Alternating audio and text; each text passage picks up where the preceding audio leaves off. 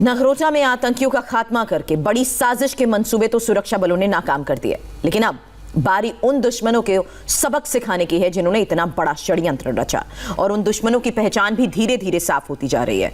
यह भी साफ हो गया है कि इस पूरी प्लानिंग का लिंक पाकिस्तान से जुड़ा है। इन आतंकियों के पास से जो सामान बरामद हुआ उसकी जांच में एक से बढ़कर एक खुलासे हो रहे हैं। आतंकियों के पास से डिजिटल मोबाइल रेडियो बरामद हुआ है, जिससे यह पता चल रहा है कि घुसपैठ के बाद पाकिस्तान में बैठे मास्टरमाइंड पल पल की जानकारी ले रहे थे।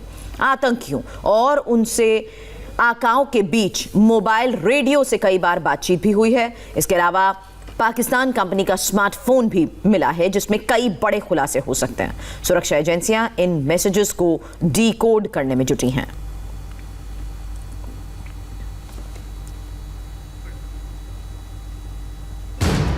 ट्रक के अंदर जो भी छुपा है, हथियार डाल के हाथ ऊपर करके बाहर आ जाए, आपको कोई नुकसान नहीं होगा।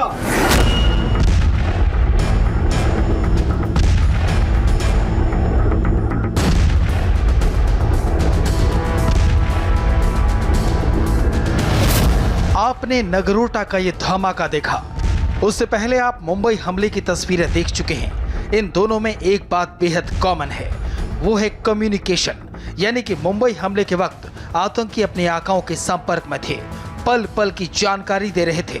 और नगरोटा में घेरे जाने से पहले भी आतंकी पल पल की खबर पाकिस्तान में बैठे अपने आकाओं को दे रहे थे। अपने टीवी स्क्रीन पर इन तस्वीरों को देखिए, गौर से देखिए, इनमें क्या लिखा है। ये वो मैसेज हैं जो आतंकी अपने आकाओं को और उनके आका इन आतंकियों को कर रहे थे। ये मैसेज देखिए, इसे P55 आईडी पर किया गया है। इस मैसेज में लिखा है, कहां पहुंचे, क्या सूरत हाल है, कोई मुश्किल तो नहीं। दूसरा मैसेज छोटा है, P1 आईडी पर है, पूछा जा रहा है कहां पहुंचे। एक और मैसेज देखिए, ये P55 आईडी पर है, इसे इस डिवाइस में भेजा गया है। इसमें लिखा है फिर बता देंगे। ये सभी मैसेज डिजिटल मोबाइल रेडियो से किए गए हैं, जिसे पाकिस्तान की कंपनी माइक्रो इलेक्ट्रॉनिक्स ने बनाया है। ये कंपनी पाकिस्तानी नौसेना और पाकिस्तानी आर्मी के साथ साथ पाकिस्तानी एयरफोर्स को ये सेट सप्लाई करती है। दरअसल इसी सेट का एन्क्रिप्टेड डेटा इस्तेमाल करते हुए आतंकियों ने घुसपैठ करने के बाद अपने हैंडलर्स को मैसेज भेजा। हैंडलर्स की तरफ से एक मैसेज आतंकियों के इसी रेडियो सेट पर आया।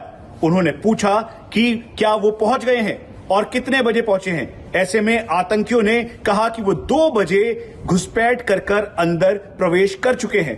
दरअसल डिजिटल मोबाइल रेडियो सेट एक फिक्स्ड फ्रीक्वेंसी पर काम करता है और इसके एन्क्रिप्टेड डेटा को डिकोड करना बेहद मुश्किल है। सिक्योरिटी फोर्सेस पाकिस्तान में इसी सेट का इस्तेमाल करती है और इसीलिए बेहद शातिर तरीके से आतंकियों को ये सेट दिया गया, ताकि कहीं से भी इस सेट के जरिए उनकी मूवमेंट को ना पकड़ा जा सके। ये मैसेज आतंकी और उनके आकाओं के बीच बातचीत के हैं। पाकिस्तान की पोल खोलने के लिए इतना ही सामान नहीं मिला, आतंकियों के पास से Pakistani mobile company Q mobile का स्मार्टफोन मिला है। वायरलेस सेट और जीपीएस डिवाइस भी इस साजिश में पाकिस्तान का हाथ होने का ऐलान कर रहे हैं। इस समय सिक्योरिटी फोर्सेस आतंकियों के पास से बरामद जीपीएस के हर एक कोऑर्डिनेट्स को पूरी एनालिसिस के साथ उसके मोबाइल का एनालिसिस कर रही है। ये mobile Pakistani company Q mobile के द्वारा तैयार किया गया था और इसके अंदर जो डेटा रिकवर हुआ है, दरअसल वो आतंकियों के ओवरग्राउंड वर्कर्स तक सिक्योरिटी फोर्सेस को अब ले जाएगा। इसीलिए कश्मीर के अलग अलग जगहों पर रेड भी की जा रही है।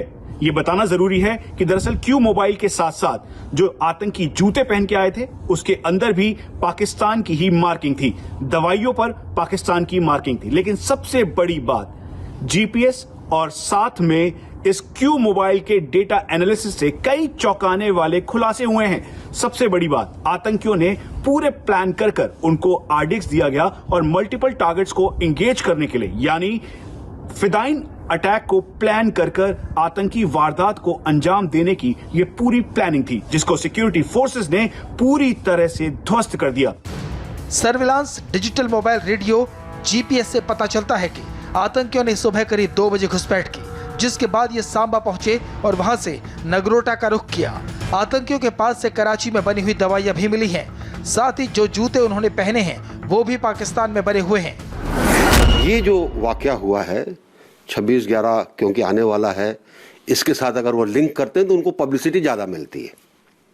और इस लिहाज से अगर ये कहा जाए कि हमारे सैन्य बल, पुलिस बल, इंटेलिजेंस ने बहुत अच्छा काम किया, उनको बधाई मिलनी चाहिए, उनकी सराहना होनी चाहिए। एक एक सबूत चीख चीख कर ये बता रहा है कि यह साजिश पाकिस्तान में रची गई।